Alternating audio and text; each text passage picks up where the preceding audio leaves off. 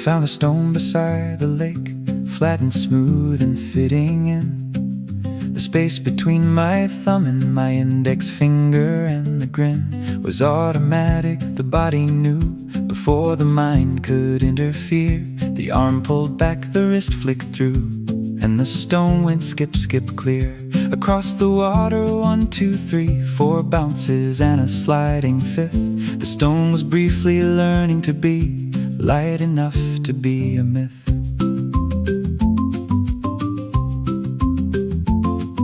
The worry is a heavy stone, the kind that sinks immediately. It hits the water and it's gone straight to the bottom obediently. But this stone, this flat smooth disc, is the opposite of the dread.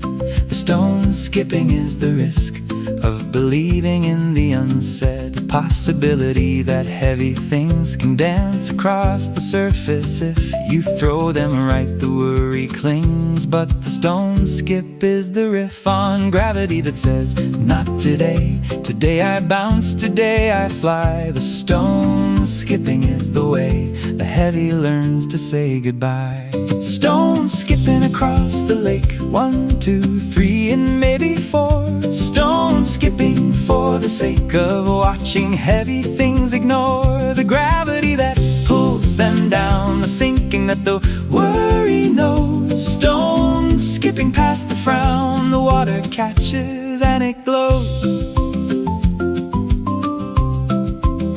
I pick another and I throw the wrist. The angle and the spin are everything. The worry slow. Surrender to the discipline of letting go, with just enough velocity to clear the drag. The stone skipping is the stuff of physics, and the victory flag of a moment where the heavy thing did not behave the way it should. The stone skipping is the ring of proof that the worried could learn to bounce instead of sink, to skip instead of plummet down. The stone skipping is the link between the weight and the renown.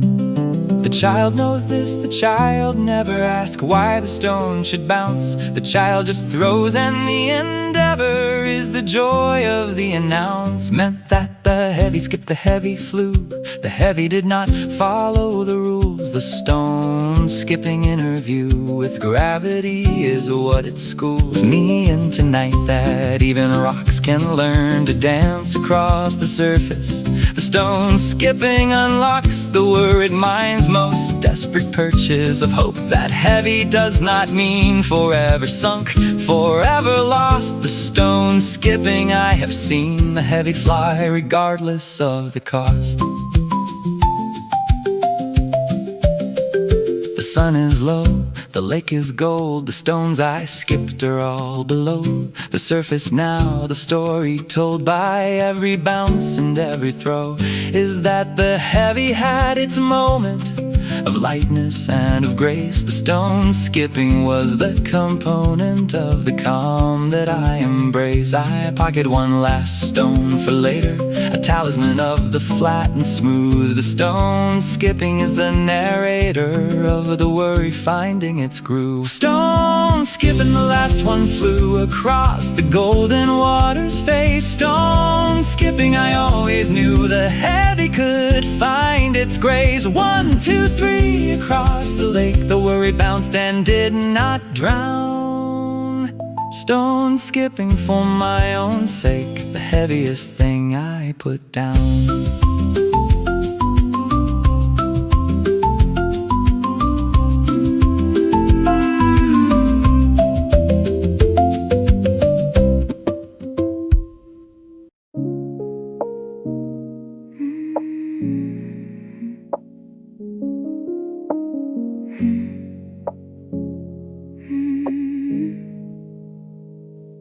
I do the laundry at midnight when the worry won't let me sleep. The sorting is the simple fight. I can win when the others are deep and complicated and too big for the hour and the tired mind. The laundry is the tiny twig I hold when the current's unkind. Whites in one pile, darks in another. The categories are clear and small. The midnight laundry, like no other task, can organize the sprawl. The washing machine begins its cycle, a hum that fills the basement air. The midnight laundry is the Michael Jordan of the self-repair. Routine, the thing that always works when the brain refuses to shut down. The midnight laundry never shirks its duty as the worries gown. Remove the spin cycle takes the anxious residue away. The midnight laundry always makes the worried feel a different way. Midnight laundry, the machine is humming and the load is in. Midnight laundry, the routine of the sorted and the clean begin. Whites and darks and in between, the worry gets a wash tonight. Midnight laundry, the unseen therapy of the late night right. I measure the detergent cap, a science of the tablespoon. The midnight laundry fills the gap between the worry and the moon. The fabric softener is the piece I add to every anxious load. The midnight laundry, the release of the tension on the folded road. The dryer takes them warm and done. I fold them on the kitchen table. The midnight laundry anyone can do when the worried are unable to do the bigger, harder things. The laundry does not judge the hour. The midnight laundry always brings the calm of the domestic power. There is dignity in the fold, the crease, the stack, the drawer. The midnight laundry, I am told, is what my grandmother swore by when the worry of the war and the children and the bills would keep her up. And the floor of the laundry room, with its skills of sorting and of cleaning, gave her something she could finish. The midnight laundry is the cave where the worry starts to diminish. The basket's empty, every shirt is folded, every sock is paired. The midnight laundry did not hurt, it only helped, it only cared for the process of the simple act, the warm, the clean, the organized. The midnight laundry's only pact is that the worry can be revised into the calm by the folding of a towel or the sorting of a pile. The midnight laundry is the love I give myself at the end of the trial. Midnight laundry, the load is done, basket's clean, the dryer's still. Midnight laundry, the setting sun of the worry on the windowsill. Whites and darks and everything between is folded, stacked and put away. Midnight laundry, the most serene ending to the most worried day.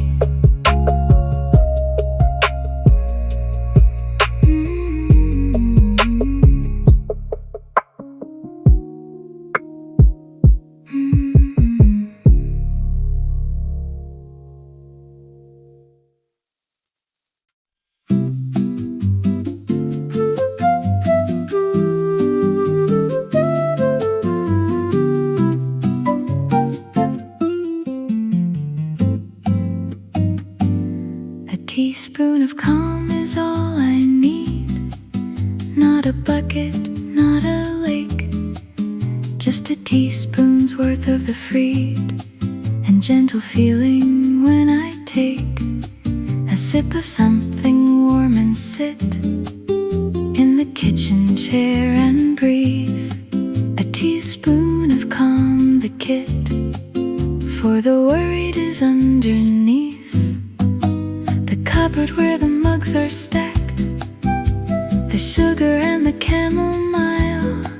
A teaspoon of calm is the pact I make with myself to stay a while. The water boils, the kettle sings a single note of readiness. The teaspoon of calm it brings is measured in the tenderness of pouring slowly, watching steam rise like a thought that has no weight. The teaspoon of calm is the dream of the manageable, the moderate. Not the grand solution, not the fix, just the smallest dose of peace. A teaspoon stirring in the mix of the chamomile's release. Teaspoon of calm, stir it into the water, to the hour. Teaspoon of calm, begin with the smallest, quietest power. You do not need the ocean's worth of peace to make the worry fade. Teaspoon of calm, the earth of the gentlest medicine made. My grandmother measured everything in teaspoons and in pinches, and she said the worry needs a thing so small it fits inside the hand. A teaspoon of calm, she said, is more than enough to change the tone of the orchestra inside your head, from the frantic to the drone of something manageable and warm, a frequency you can sustain. A teaspoon of calm in the storm is the smallest dose of sane. We think we need the big retreat, the vacation and the mountain air, but the teaspoon of calm is the street where you live and the kitchen chair. The remedy was always near, inside the drawer beside the sink. A teaspoon of calm is here, closer than you think.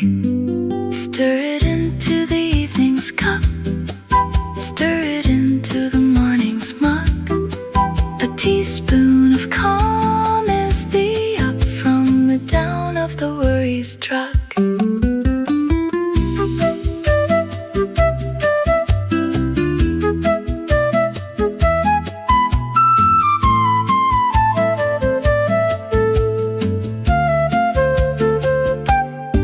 The cup is empty and the calm has spread from the stomach to the chest.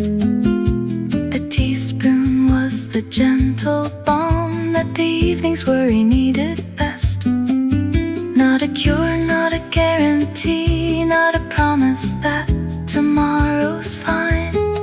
Just a teaspoon and the tea and the kitchen and the time to sit with what is rather than with what might be or what might fail. A teaspoon of calm is the plan that fits on the smallest scale. Teaspoon of calm, the cup is done, the kitchen is the quietest room. Teaspoon of calm, the setting sun is replacing worry's gloom. You did not need the ocean's peace, just the smallest stirring sound. Teaspoon of calm, the sweet release of the gentlest thing I found.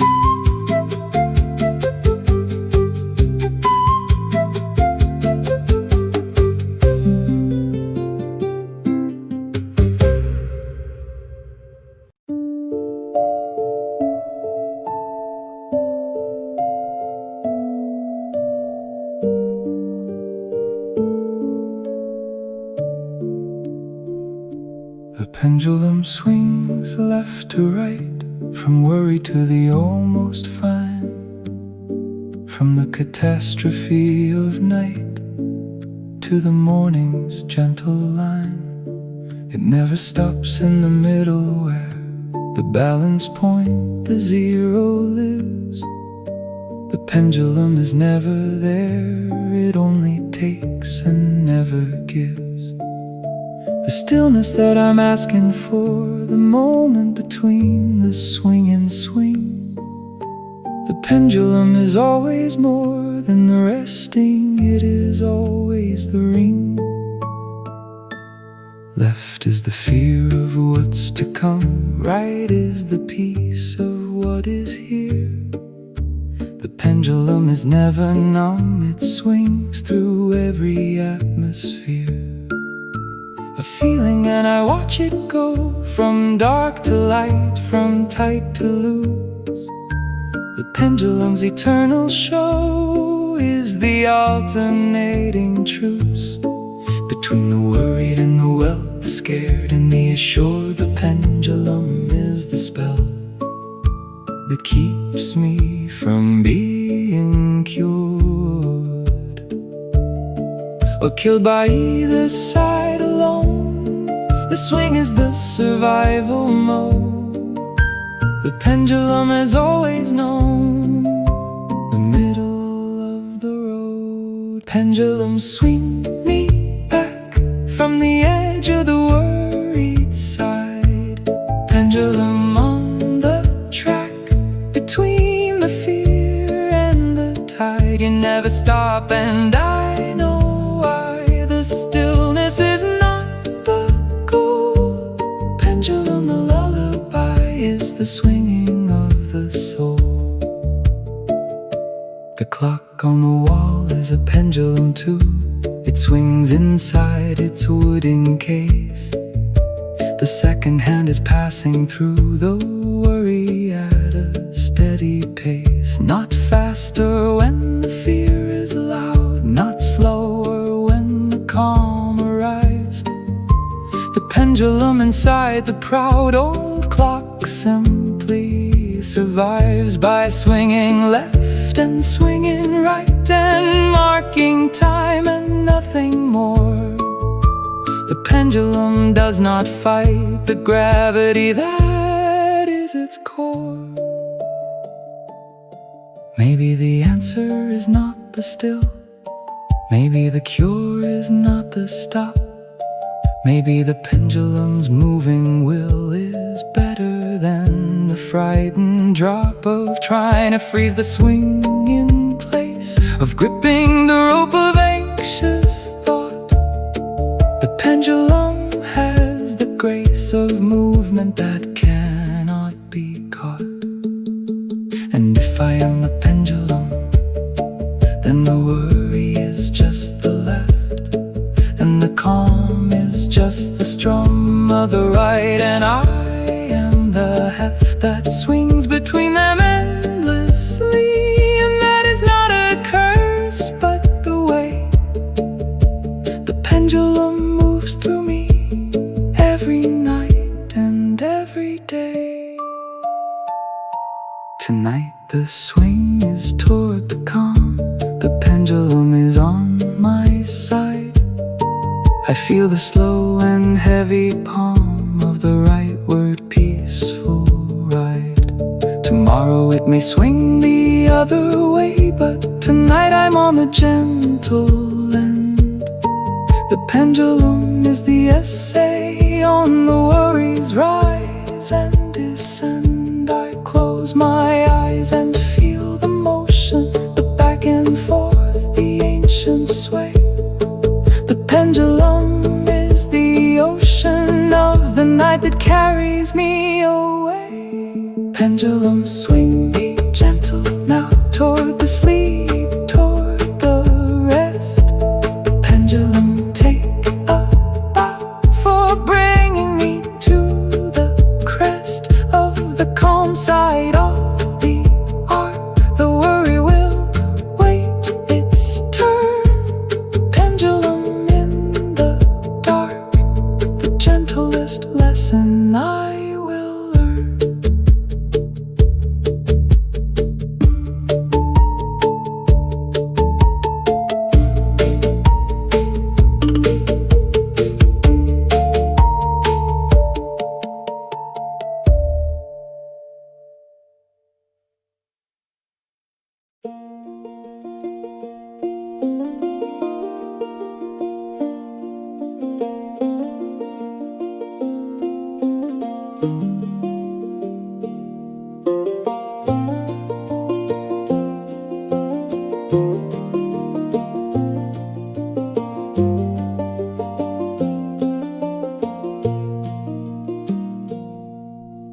Porch swing moves without my help. The wind is doing all the work. I sit and let the creak and yelp of the chain and the wooden quirk of the seat become the metronome of the evening's gentle pace. The porch swing is the poem of the undemanding space. Back and forth the trees agree to sway in the same direction. The porch swing's guarantee is the rhythm of the imperfection.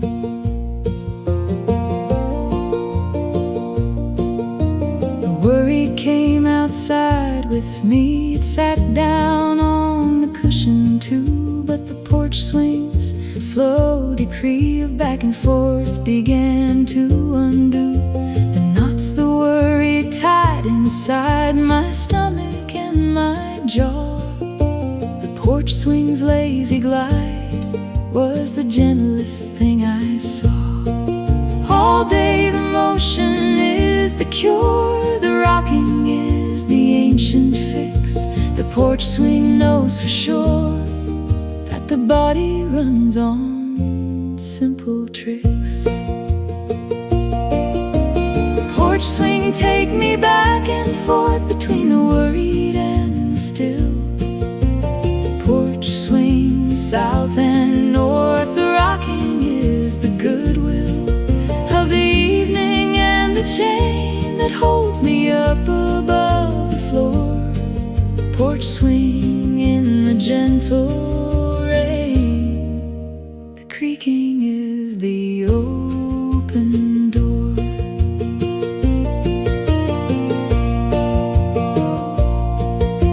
The lightning bugs are starting now, their lanterns blinking in the yard. The porch swings gentle bow to the evening is the guard against the dark that worry brings. The lightning bugs are proof that the night has better things than fear beneath its roof. I count them from the swinging seat, 17 or 23. The porch swing and the lightning fleet are the calm's delivery.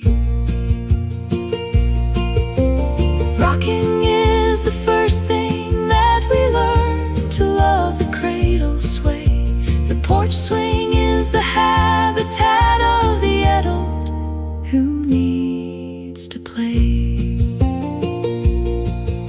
The same trick on the nervous system, rock and sway and creak and hold. The porch swing is the wisdom of the comforted and the consoled. We never outgrow the need to be rocked to sleep or rocked to peace. The porch swing is the refugee camp for the worried's release.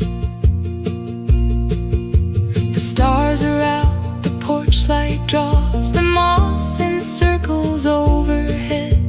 The porch swing makes its final clause in the contract with the dread that says I will swing until the worry's volume drops below the level of the whippoorwill and the evening's gentle flow. I swing, the chain holds tight, the cushion dips beneath my weight. The porch swing and the summer night conspire to make me feel lightweight. Porch swing, the evening's done, the lightning bugs have gone to bed. Porch swing under no sun, just the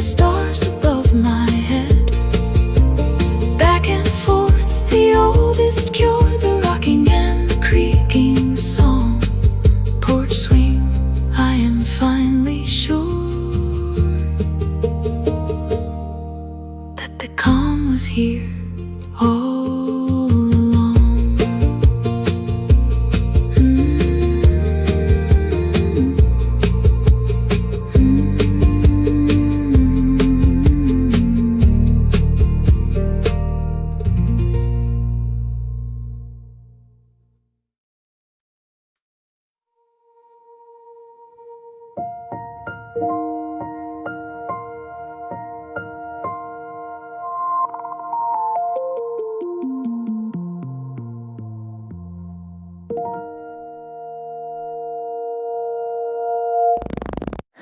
The worry does hard math at night, the kind with no solution found. The variables are infinite, the equations go round and round. But there is a softer mathematics, a gentler formula to use. The soft math has no acrobatics. The soft math says I choose to round the numbers down tonight, to estimate instead of prove. The soft math says approximate is a perfectly valid groove.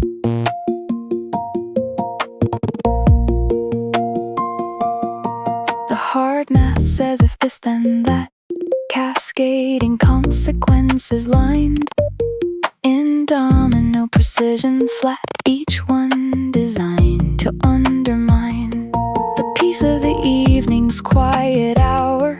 The hard math never stops, but the soft math says the power of the estimated drops of rain upon the window's face is more than enough to calculate. The soft math gives me space to be imprecise and to create a version of tonight that works without the proof, without the show. The soft math accepts the quirks of not needing to know. Soft math round the worry down from a 10 to a maybe 4. Soft math in the worry town, the estimates are worth more than the precise catastrophe, the exact amount of the dread.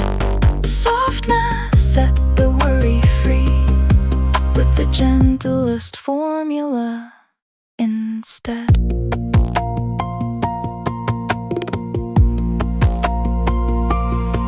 The probability of the worst is lower than the worry claims. The soft math quenches the thirst for certainty and renames the unknown as the manageable, the uncertain as the free. The soft math is the tangible permission to let the future be. Arrange instead of a fixed point, a cloud instead of a nail. The soft math does not disappoint, it estimates the happy trail. We want precision from the fear, we want the exact date and time. But the soft math says come here, the vagueness is not a crime. The worry wants a spreadsheet made of every possible outcome ranked. The soft math says the grade of roughly fine is the highest banked return on the investment of the evening's worried capital. The soft math says enough, the approximate is the eventual truth, that most of what we feared was never as precise as we thought. The soft math cleared and cleared the numbers that the worry brought.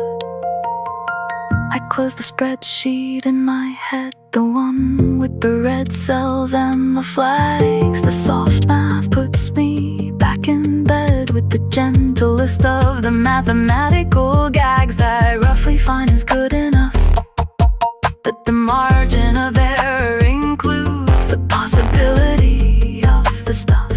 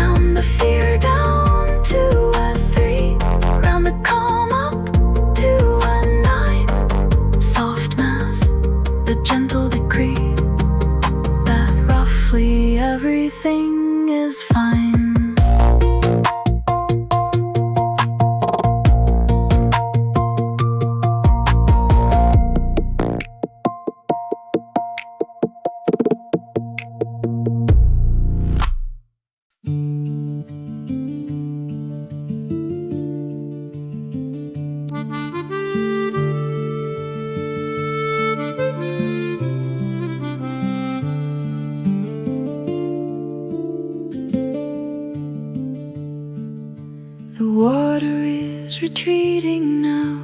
The tide has turned without a sound. The ocean knows exactly how to pull itself back from the ground. It does not fight, it does not grip the shoreline with a desperate hand. The low tide is the ocean's trip away from the edge of the worried land. The shells are showing on the sand, the pools are forming in the rock. The low tide is the reprimand to the worry's frantic clock.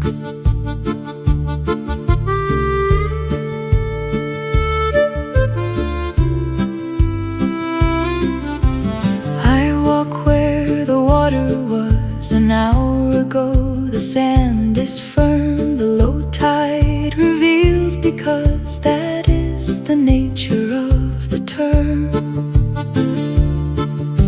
The things beneath the surface help, the seaweed and the crab, the stone. The low tide has always compelled the hidden to be briefly shown.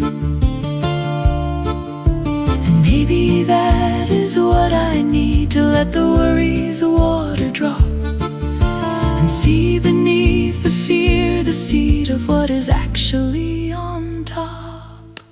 Low tide pulling back tonight, the water leaving what was hid.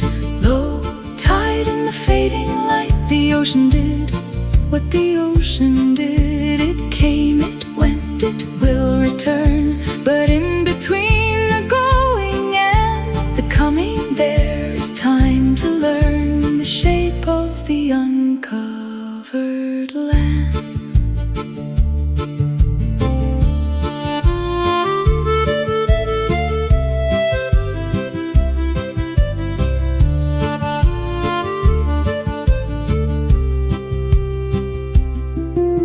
A child is finding treasure in the pools the low tide left behind.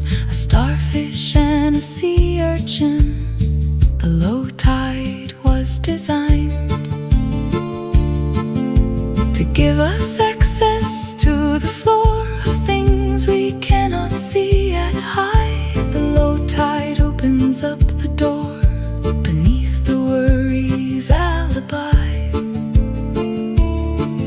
And there at the bottom is the rock, a solid and a moving base. The low tide is the taking stock of the foundation and the grace.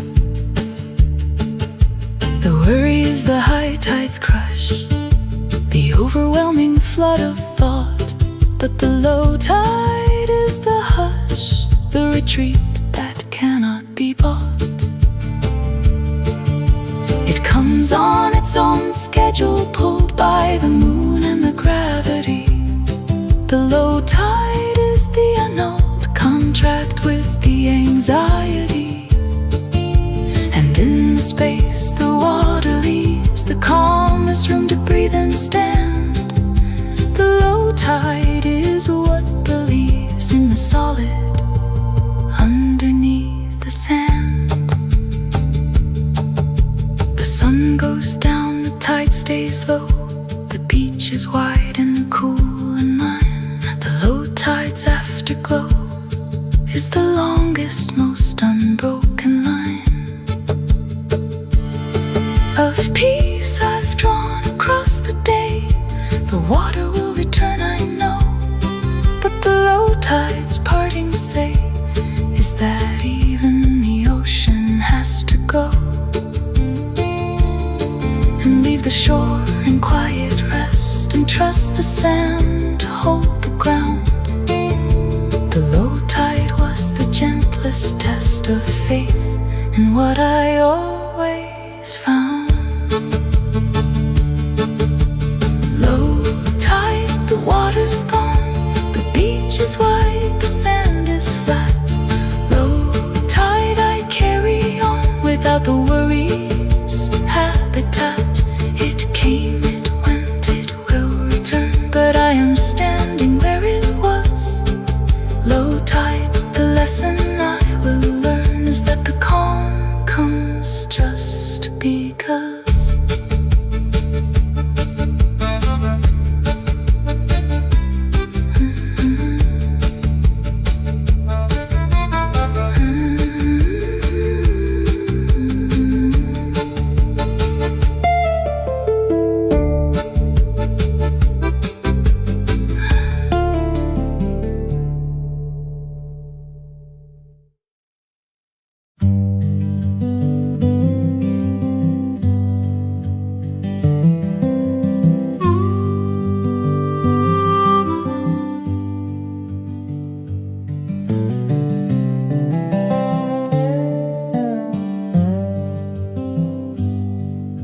old sweater has a hole in the elbow where the worry wore. You're thin from leaning on the sole of every desk and every door. Frame where I stood and waited for the news, the call, the answer to the question that the worry bore into my thinking like a screw. But the sweater still fits, still holds, still wraps around my ribs at night. The old sweater and its folds are the definition of alright.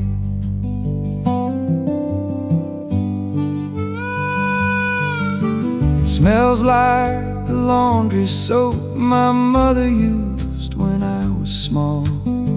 The old sweater is the rope I hold when the worry's waterfall begins its nightly exhibition, the cascade of the what-if rain. The old sweater's coalition of warmth is stronger than the pain. The wool is pilled, the cuffs are stretched, the color faded from the wash. The old sweater has been fetched from the back of the closet squash.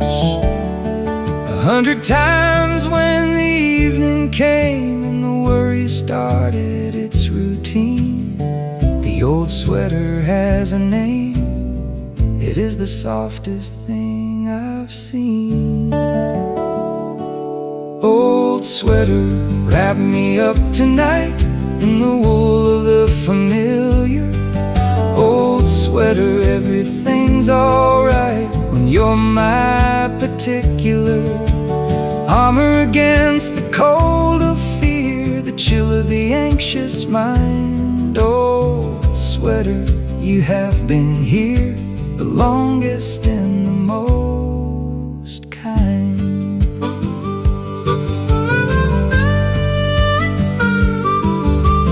Wore it through the breakup winter and through the job loss spring. The old sweater was the splinter of comfort that I chose to bring to every crisis, every scare. The old sweater never judged.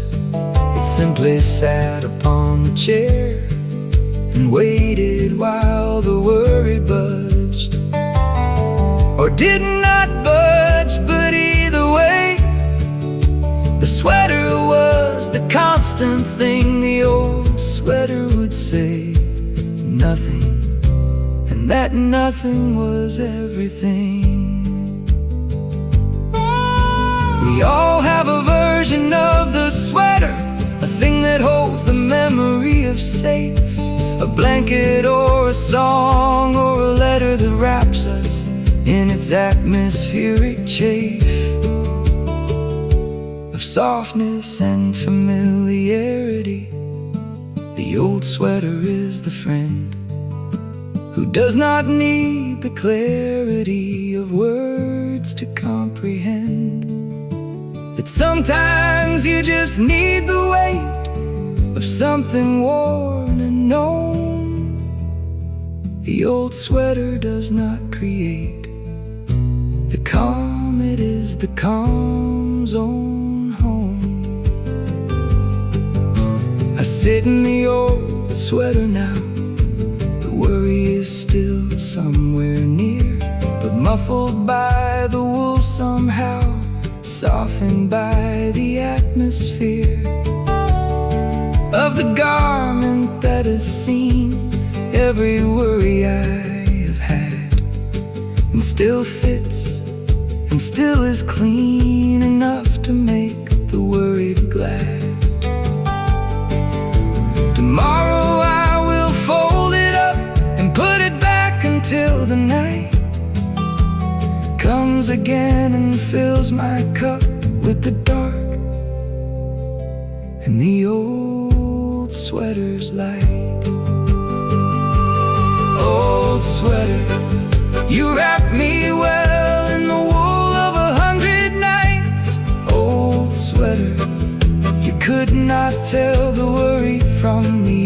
nights, but you held me just the same in the fabric of the warm and true. Old sweater without a name, the warmest thing I ever knew.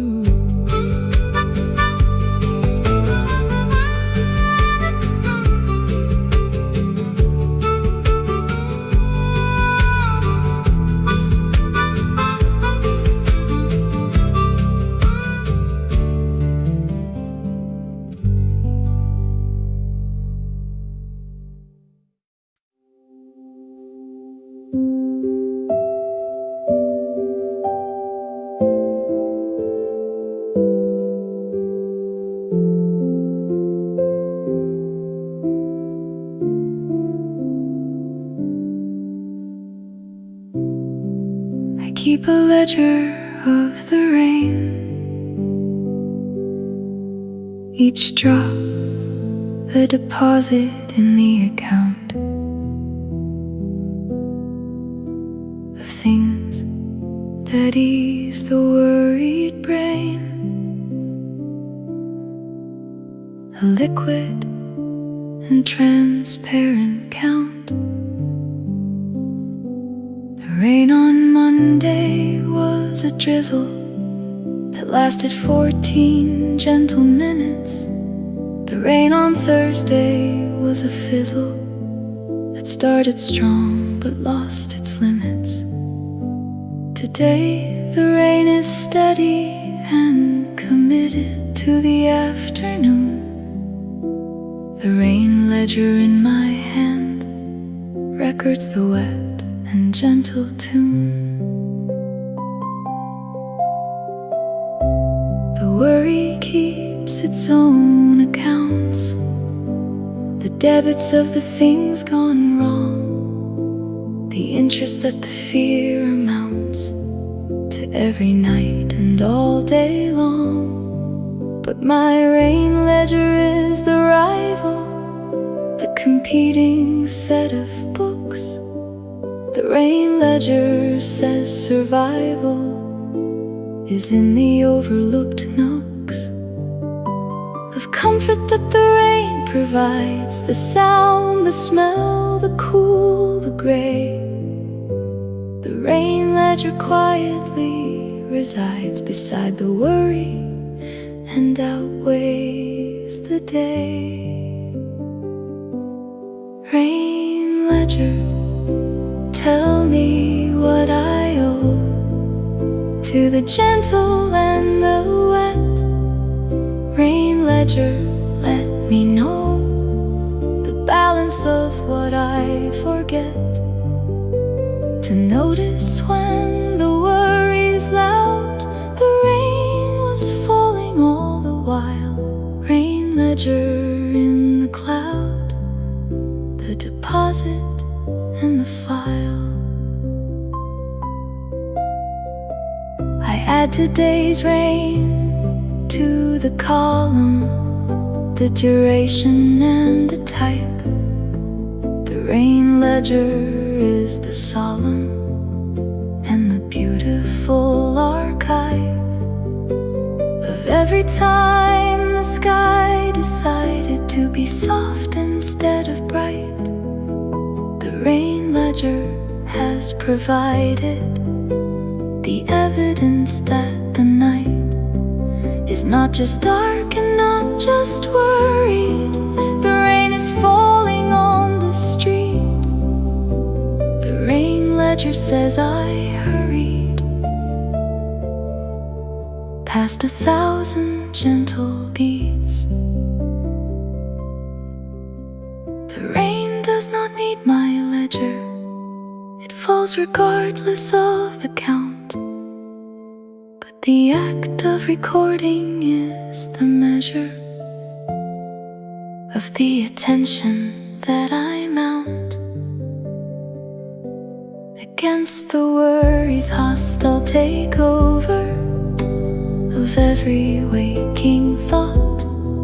The rain ledger is the makeover of the mind that the worry bought. One column of the gentle falling, one row of the petrichor. The rain ledger is the calling of the accountant of the calm zone store. The rain has stopped, the ledger closes. The final entry made tonight is 7 minutes of the roses getting watered by the light, and steady afternoon precipitation, a deposit in the calm's account. The rain ledger's meditation on the gentle things that count. Tomorrow there may be no rain. Tomorrow the worry may be loud, but the rain ledger will explain that the comfort was in the cloud. Rain ledger, the books are balanced, the deposits and the calm. Rain ledger, the quiet gallons of the water and the song. Every drop was an entry made in the record of the soft rain ledger. In the shade, the gentlest accounting of the loft.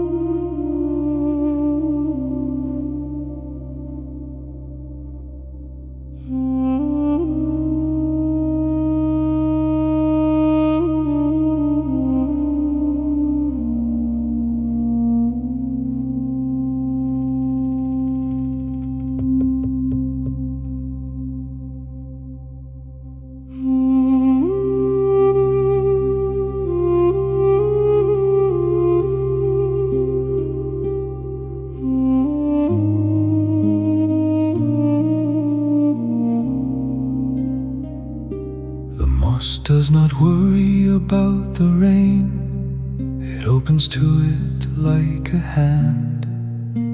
The moss does not catalog the pain of the weather or demand a forecast or a guarantee. The moss just grows where the wet is.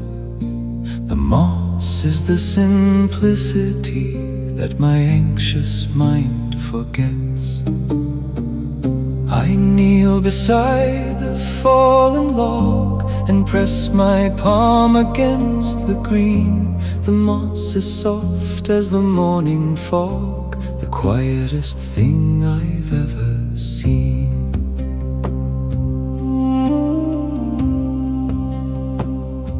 It grows so slowly that the eye cannot detect its daily gain. The moss is the opposite of why the worry multiplies the strain. The moss says nothing needs to happen fast or loud or all at once. The moss is the silent captain of the patient, slow response. It colonizes stone by stone the north side of the tree, the crack. The moss has always grown alone without the worry's heart attack. Moss, teach me how to grow without the panic of the race. Moss, teach me how to slow the worry to a crawling pace. You do not rush, you do not check the forecast or the time. You are the speck of calm in the anxious paradigm.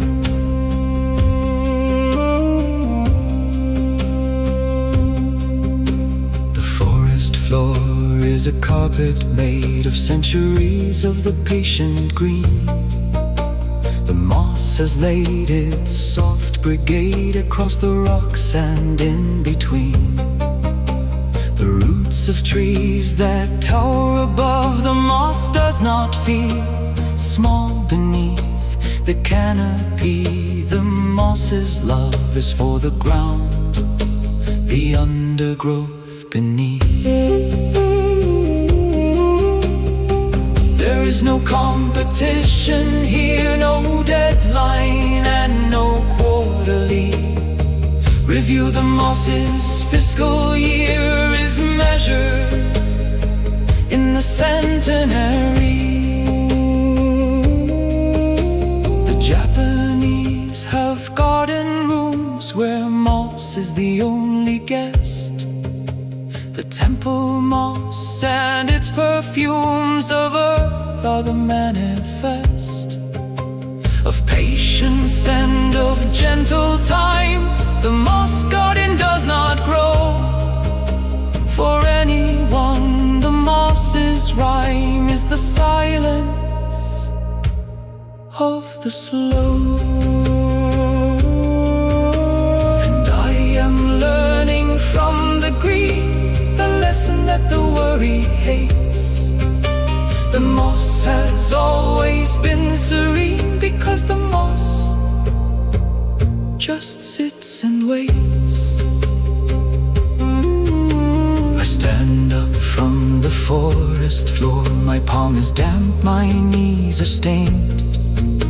The moss has offered me the cure that I have always entertained, but never trusted. Slow and still and low and close to the ground. The moss has the anxious skill of turning worry into a mound of green and soft and growing things that do not need the speed I bring. The moss is the under-king of the calm, the quiet, the everything. Moss, you taught me more tonight than the worry ever could. Moss in the low forest light, you are the quiet understood. You do not rush, you do not break the silence of the ancient floor. Moss, for the anxious sake, you are the patience I've been searching for.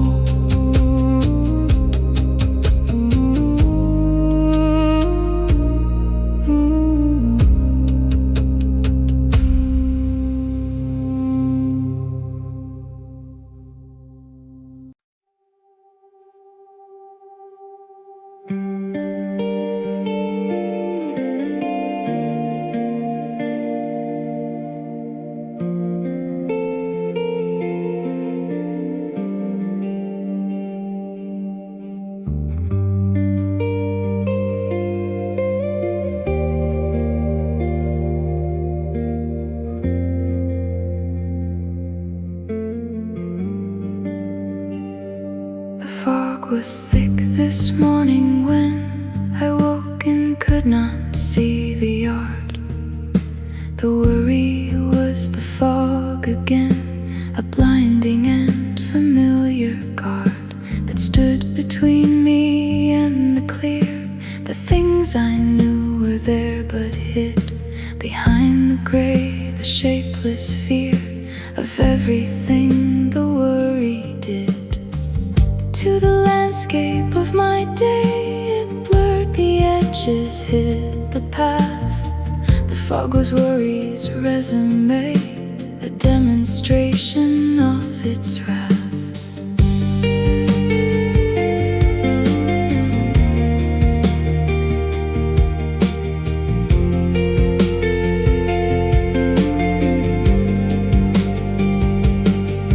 But fog is not a permanent state. The science says the sun will win. The warming of the air, the late morning heat that seeps back in. will lift the gray from the ground up like a curtain being raised. The fog is just a coffee cup of moisture that the morning praised, and then dismissed because the sun has work to do. The light has plans. The fog clearing has begun. The worry lifts from where it stands. Fog clearing inch by inch. The yard is coming back to view. Fog clearing, do not flinch. The world is still, they're still true. The trees were always in their place. The road was always where it led. Fog clearing is the grace of the morning after the dread.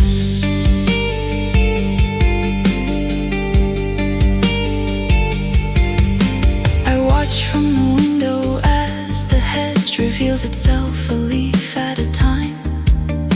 The fog clearing from the edge, inward like a pantomime. In reverse, the actors appearing where the empty stage had been. The fog clearing is the rearing of the world from the unseen.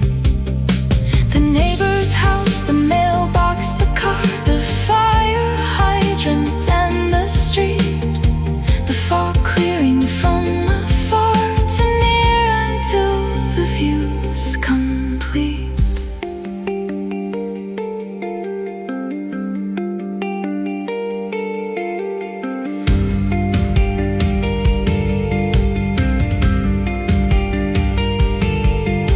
The worry lives the same way if I let it, if I give it time. The fog is not a cliff. The fog is not a crime. It is a temporary state, a weather pattern of the mind. The fog clearing can be late, but it is never left behind. The sun has never failed to come. The fog has never failed to go. The worry is the bothersome but temporary undertow.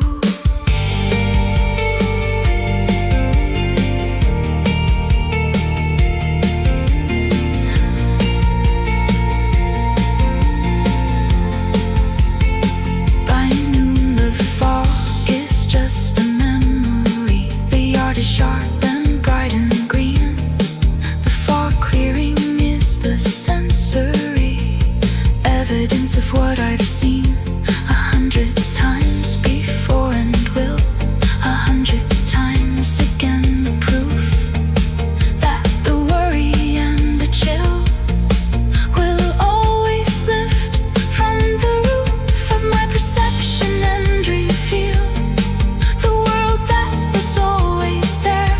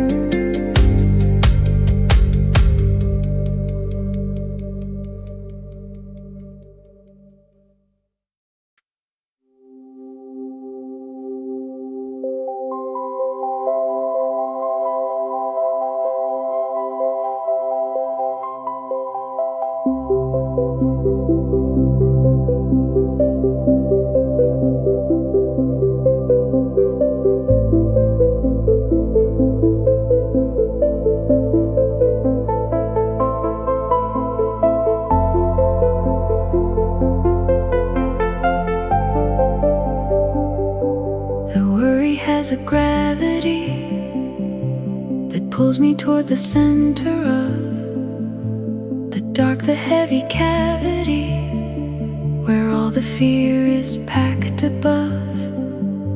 The density of what is real compressed into a singularity of dread, but I can feel the slow orbit's familiarity begin to pull me out and round the wider arc, the gentler path. The slow orbit has found the circumference of the math that keeps me far enough to see the worry from a satellite's height. The slow orbit sets me free from the surface of the fright.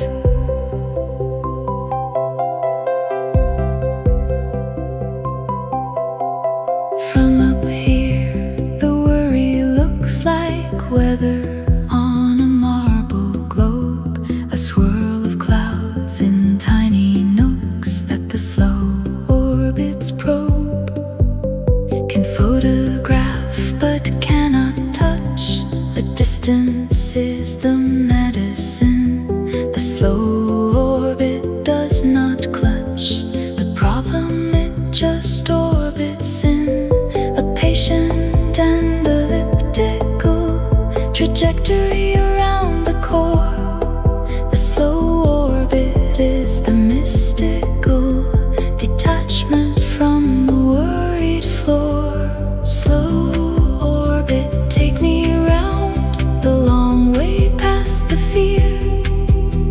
Slow orbit without sound, the worry disappears from here. High above the gravity of the anxious spinning ground. Slow orbit, the clarity of the distance I have found.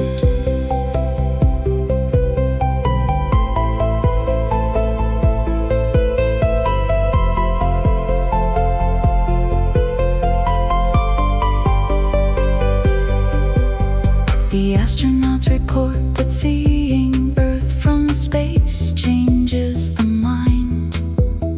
The overview effect, the freeing of the perspective that was blind to the smallness of the worry, to the thinness of the atmosphere. The slow orbit is the jury that acquits me of the fear.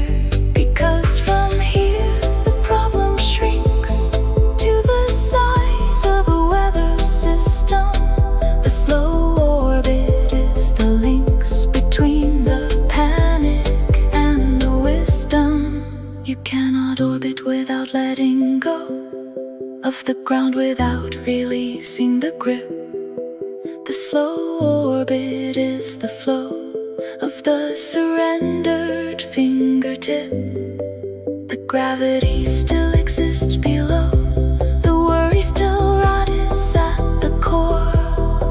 But the slow orbit says I know, and I choose to see it from this floor of altitude and gentle drift, where the worry is a dot below.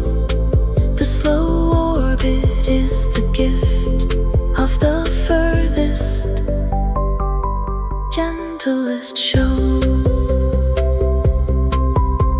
I orbit one more time tonight, the worry passing underneath a cloud formation in the light of a perspective I bequeath to myself when the morning comes and gravity returns its hold. The slow orbit and its drums of silence will have told me everything I need to know. That the worry is not the world, the slow orbit's gentle flow around the fear with flash